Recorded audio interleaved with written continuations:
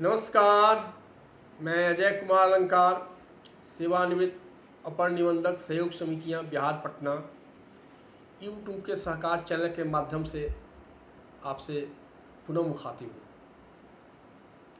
आपको विदित हो कि यूट्यूब पर मेरा एक चैनल है जिसका नाम सहकार यूट्यूब है। आप सहकार यूट्यूब पर जाकर सहकार यूट्यूब टाइप करेंगे तो उस पर मेरे द्वारा अपलोड किए गए वीडियो, जिनकी संख्या लगभग 81 है, आपको दिख पड़ेंगे। आपको उनको देखने और सुनने का अवसर मिल पड़ेगा। इन वीडियो में अधिकांशतः वैसे वीडियो हैं जिनका संबंध सहकारिता अधिनियम, नियमावली, सहकारी समिति के क्रियाकलापों, सहकारी समिति के प्रबंध समिति के निर्वाचन, सहकारिता में चल रही विभिन्न योजनाओं और राष्ट्रीय सहकारिता नीति 2025 से। आज के वीडियो का संदर्भ सहकारी समितियों के प्रकार से है। सहकारिता से जुड़े विभिन्न शैक्षणिक संस्थानों में मैं जब as a guest faculty class लेने जाता हूं तो प्रशिक्षणार्थियों द्वारा कभी कभी यह प्रश्न पूछा जाता है कि आखिर सहकारी समितियों का प्रकार कितना है, टाइप्स ऑफ कोऑपरेटिव सोसाइटीज़ कितनी है। सामान्यतः हम जानते हैं कि सहकारी समितियां 3 प्रकार की होती है: प्राथमिक सहकारी समिति, केंद्रीय सहकारी समिति और शीर्ष स्तरीय सहकारी समिति। लेकिन आज के अंक में हम यह चर्चा करेंगे कि सहकारी समितियों का प्रकार इनसे अधिक है। शुरुआत हम प्राथमिक सहकारी समिति से करते हैं। आपको यह जानकारी है कि बिहार राज्य में सहकारिता के क्षेत्र में 2 अधिनियम विद्यमान है। एक बिहार सहकारी सोसाइटी अधिनियम 1935 और दूसरा बिहार स्वावलंबी सहकारी समिति अधिनियम 1996। बिहार सहकारी सोसाइटी अधिनियम 1935 की धारा 2 में बिहार सहकारी सोसाइटी अधिनियम 1935 की धारा 2 का संबंध परिभाषा से है। तो बिहार सहकारी सोसाइटी अधिनियम 1935 की धारा 2 के 666 में यह स्पष्ट किया गया है कि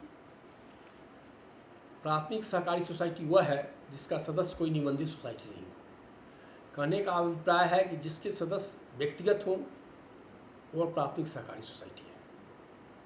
इसी तरह बिहार स्वावलंबी सहकारी समिति अधिनियम 1996 की धारा 2 में यहाँ भी प्राथमिक सहकारी सोसाइटी की परिभाषा धारा 2 में ही दी गई है और धारा 2 के 6 में यह कहा गया है कि प्राथमिक सहकारी सोसाइटी से विपरीत है वैसी सोसाइटी जिसका सदस्य कोई निबंधित सोसाइटी न हो।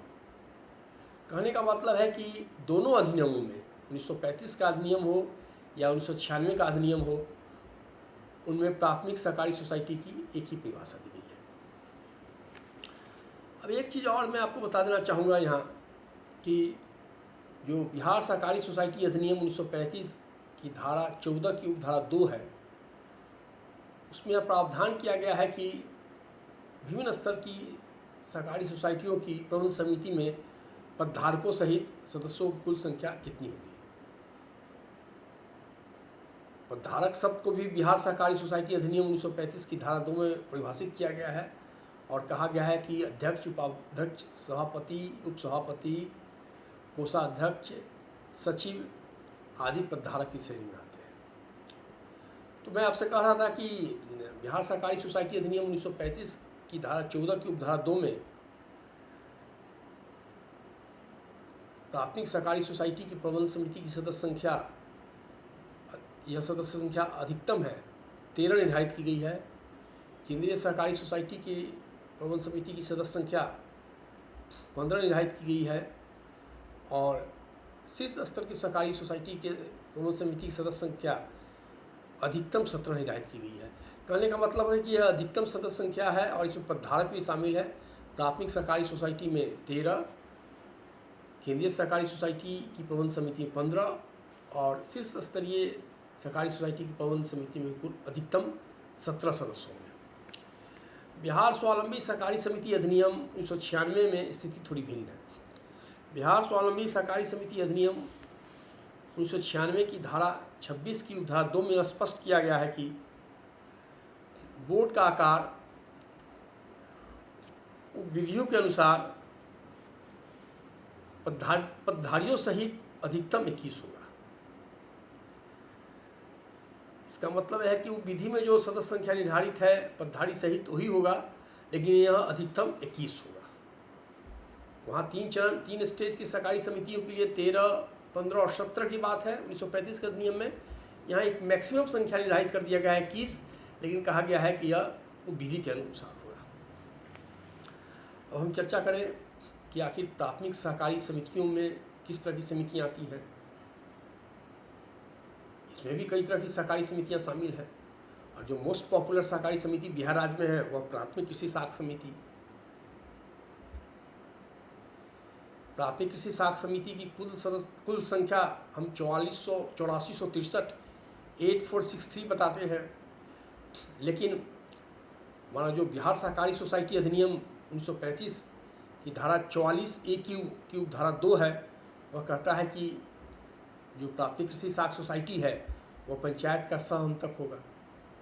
और वर्तमान में यदि हम पंचायती राज के एक पत्र का हवाला दें तो वर्तमान में पंचायतों की संख्या 8053 अर्थात 8053 है। इसलिए हमारे यहाँ प्राथमिक कृषि साख समितियों की संख्या 8053 है। शेष 410 प्राथमिक कृषि साख सहकारी समितियाँ या तो नगर पंचायत या नगर परिषद या नगर निगम के क्षेत्र में आंशिक रूप से या पूर्ण रूप से चली गई है। प्राथमिक कृषि साख समिति की चर्चा करने के बाद मैं आपको बताना चाहता हूँ कि कई अन्य सहकारी समितियाँ हैं जो प्राथमिक सहकारी समितियाँ हैं। इसमें एक है प्राथमिक दूध उत्पादक सहकारी समिति, गृह निर्माण सहयोग समिति लिमिटेड, प्राथमिक सब्जी उत्पादन सहकारी समिति लिमिटेड जिसे हम PVCS के नाम से जानते हैं। इसी तरह किसान उत्पादक संगठन सहकारी समिति लिमिटेड, प्रखंड प्राथमिक मधुमक्खी पालन उत्पादन प्रसंस्करण एवं वितरण सहकारी समिति लिमिटेड एवं प्रखंड स्तरीय मत्स्यजीवी सहकारी सहयोग समिति लिमिटेड। प्रखंड लगने से यह मतलब नहीं है कि वह प्राथमिक सहकारी समिति नहीं हो सकता है। प्राथमिक सहकारी समिति की परिभाषा स्पष्ट है कि जिसमें भी उसके में केवल व्यक्तिगत सदस्य होंगे वह प्राथमिक सहकारी समिति होगा। अब जो 1996 का अधिनियम है उसके अंतर्गत भी कई स्वावलंबी सहकारी समितियां जो प्राथमिक स्तर के निबंधित हैं, और उनमें सबसे लोकप्रिय है प्राथमिक जीविका महिला स्वावलंबी सहकारी समिति लिमिटेड। इनकी संख्या काफ़ी है और राज्य सरकार इनको काफ़ी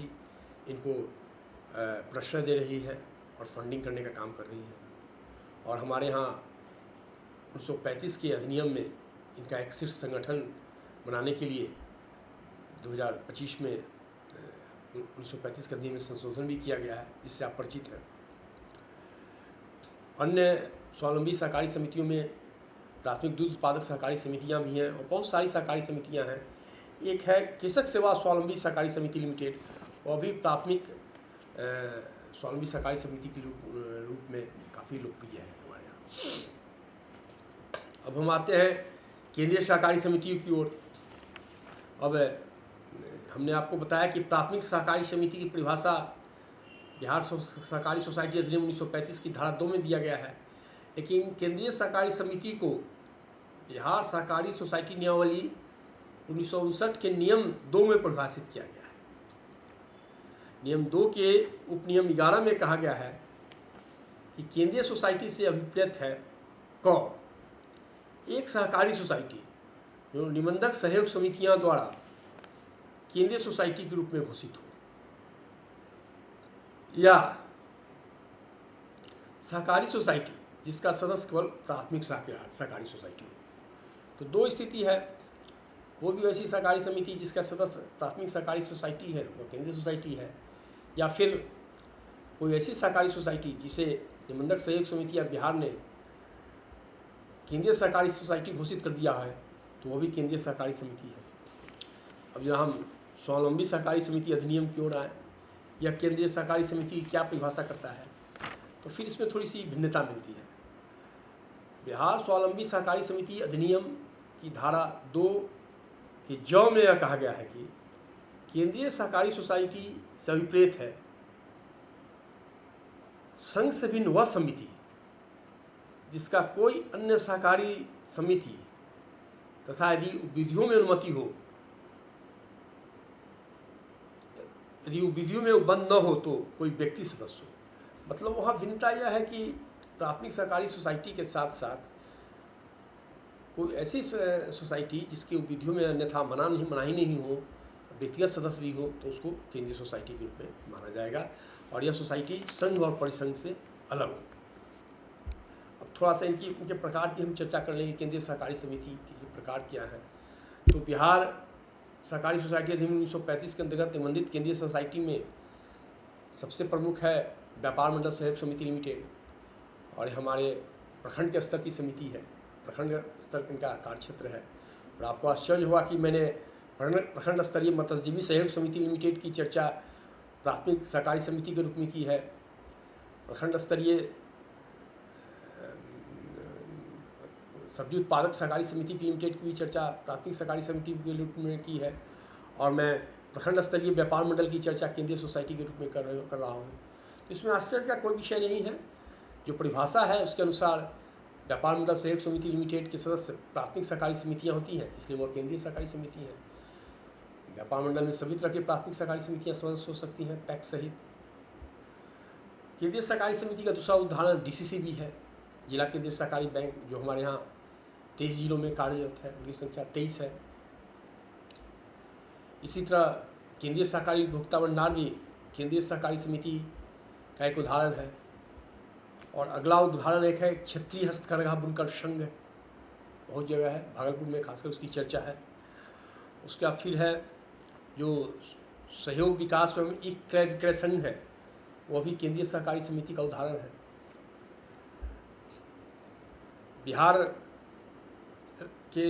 बिहार में जो सभी प्रसंस्करण एवं विपणन सहकारी संघ लिमिटेड हैं जो प्रमंडल स्तर पर गठित है, वे भी केंद्रीय सहकारी समिति के उदाहरण है।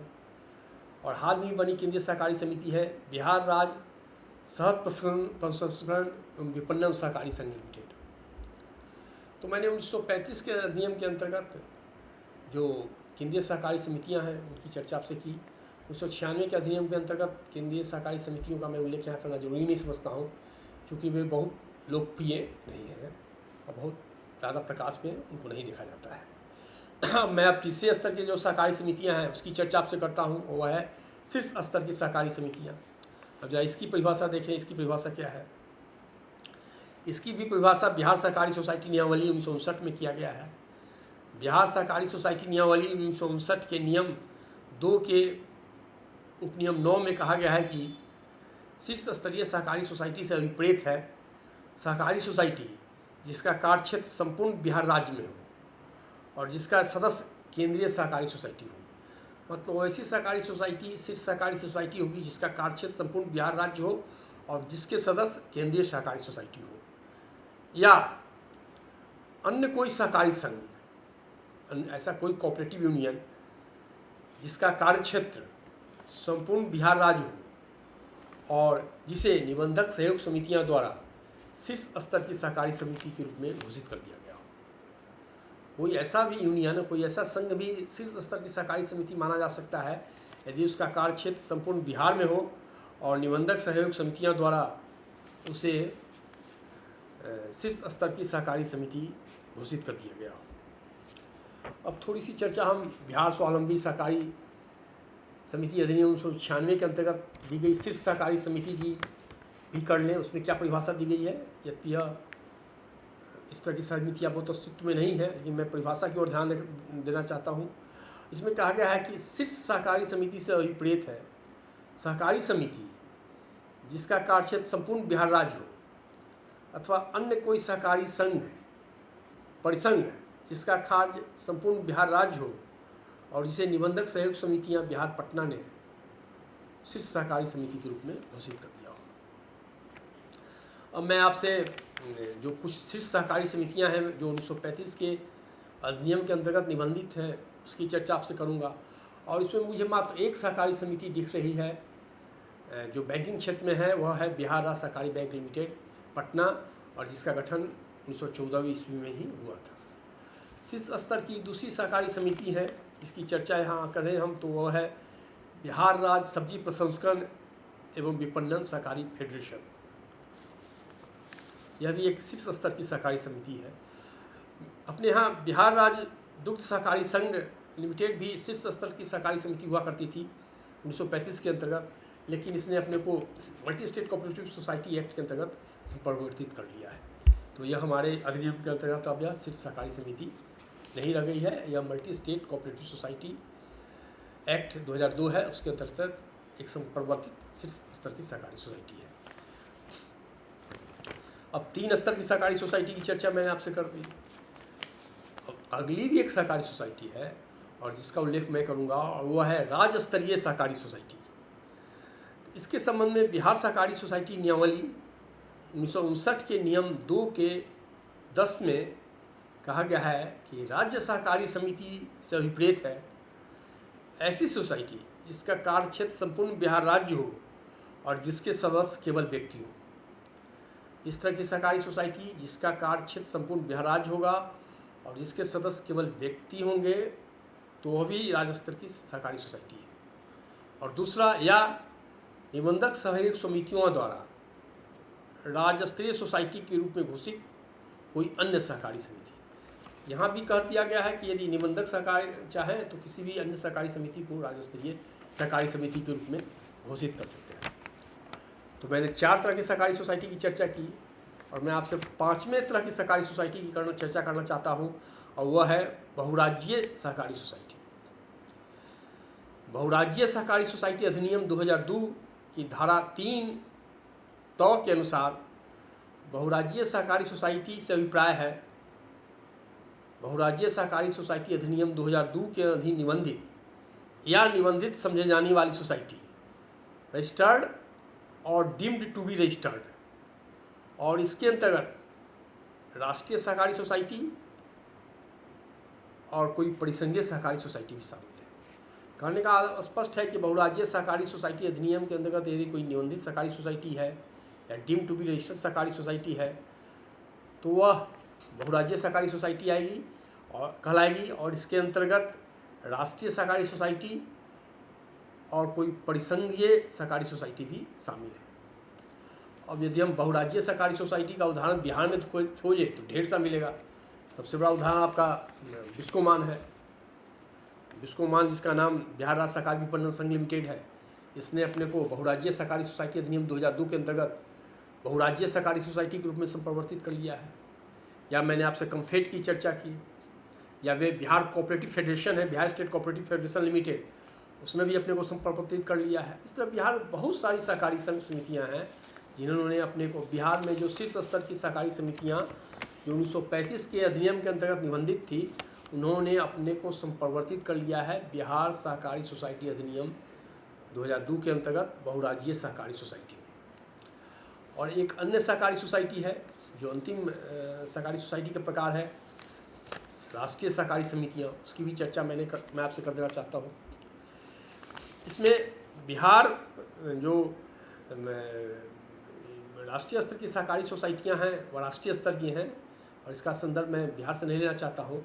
और इनका जो संदर्भ है वह है बहुराज्यीय सहकारी सोसाइटी अधिनियम 2002 की धारा 3 के अनुसार राष्ट्रीय सहकारी समितियों से अभिप्राय अधिनियम की दूसरी अनुसूची, मतलब बहुराज्यीय सहकारी समिति अधिनियम की दूसरी अनुसूची में विनिर्दिष्ट बहुराज्यीय सहकारी सोसाइटी से है। कहने का मतलब कि बिहार बहुराज्यीय सहकारी सोसाइटी अधिनियम 2002 की दूसरी अनुसूची में जिन सहकारी समितियों का, जिन बहुराज्यीय सहकारी समितियों का उल्लेख है वही राष्ट्रीय सहकारी समितियां हैं, और इस तरह के 24 राष्ट्रीय सहकारी समिति का उल्लेख है। शेड्यूल 2 में बहुराज्यीय सहकारी सोसाइटी अधिनियम 2002, जिसका 2023 में संशोधन हुआ है, हम सभी जानते हैं, उसके शेड्यूल 2 में 24 ऐसी सहकारी समितियां हैं जिनको राष्ट्रीय सहकारी समिति का दर्जा दिया गया है। उसमें जो प्रमुख हैं वह हैं national cooperative organics limited, Anand Gujarat, भारतीय बीज सहकारी समिति लिमिटेड नई Delhi, national cooperative exports limited नई Delhi, national cooperative union of India new Delhi. और इस तरह से 24 सहकारी समितियां हैं जिनका शेड्यूल 2 में उल्लेख है। और मैं सोचता हूं कि वह आपको पढ़ के सुना दूं, क्योंकि बहुराज्यीय सहकारी समिति अधिनियम 2002 की किताब मेरे पास है। और इसमें जो पहला नाम है वह है national cooperative land development banks federation limited Mumbai. दूसरा नाम है national federation of state cooperative banks limited Mumbai. तीसरा नाम है national cooperative union of India limited new Delhi, जिसकी चर्चा मैंने आपसे की। चौथा नाम है national agricultural cooperative marketing federation of India limited new Delhi, जिसे हम नेफेड के रूप में भी जानते हैं। फिर पाँचवा नाम है national cooperative consumer federation of India limited new Delhi, जिसे हम NCCF के रूप में जानते हैं। छठा नाम है national federation of sugar factories limited new Delhi. फिर नाम है national cooperative housing federation limited new Delhi. फिर अगला नाम है Indian farmers fertiliser cooperative limited new Delhi. फिर है all India federation of cooperative spinning mills limited Mumbai. National cooperative dairy federation of India limited Anand. All India handloom fabrics marketing cooperative society limited new Delhi. फिर है national federation of urban cooperative banks and credit societies limited new Delhi. उसके बाद है फिर है Krishak Bharati cooperative limited new Delhi. फिर है national federation of fishermen's cooperative limited new Delhi. फिर है national federation of labour cooperative limited new Delhi. फिर है tribal cooperative marketing development federation of India limited new Delhi. अगला नाम है national cooperative organics limited Anand Gujarat. और फिर नाम है भारतीय बीज सहकारी समिति लिमिटेड न्यू दिल्ली। और फिर national exports cooperative limited new Delhi है। करने का मतलब कि द्वितीय अनुसूची में 24 ऐसी समितियां हैं जिनको राष्ट्रीय सहकारी समिति का दर्जा दिया गया है। लेकिन मैं एक चीज़ बता देना चाहता हूं कि बहुराज्यीय सहकारी सोसाइटी अधिनियम 2002 में यह प्रावधान किया गया है कि यदि केंद्र सरकार चाहे तो किसी से राष्ट्रीय सहकारी समिति का दर्जा वापस ले सकती है। और इसी कारण द्वितीय अनुसूची में जो 24 सहकारी समिति शामिल थी उनमें से कतिपय को डिलीट कर दिया गया है। तो मैंने आपसे आज जो चर्चा की उसमें कई तरह की सहकारी समितियों की चर्चा की। प्रथम प्राथमिक सहकारी समितियां, द्वितीय केंद्रीय सहकारी समितियां, तृतीय शीर्ष सहकारी समितियां, चतुर्थ राज्य स्तरीय सहकारी समितियां, पंचम बहुराज्यीय सहकारी समितियां और षष्ठ राष्ट्रीय स्तर की सहकारी समितियां। इस तरह सहकारी समितियों का कुल इतना प्रकार है। आज के अंक में फिर इतना ही। फिर अगले अंक में आपसे मिलेंगे। इस अनुरोध के साथ आपसे विदा लेते हैं कि मेरे चैनल को लाइक करें, शेयर करें और सब्सक्राइब करें। धन्यवाद।